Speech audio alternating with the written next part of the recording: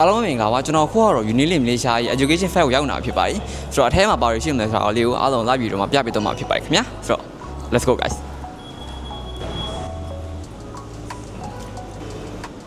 အဖော်တက်ကိုတက်မယ် let's go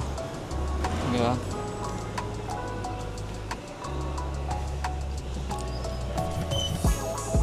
ပါမယ် let's go ခေပါ let's go ပါအထဲမှာဆိုရင်တော့ကျွန်တော်ကရောက်ပြီဗျ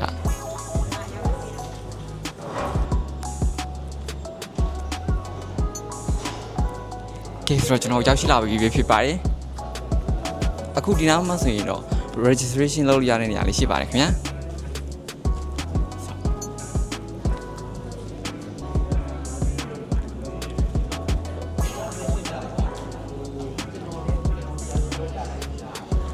ဒီနားမှာဆိုရင်လည်းကျွန်တော်က7 way တွေလုပ်လို့ရတဲ့နေရာလေးရှိပါသေးတယ်ခင်ဗျာ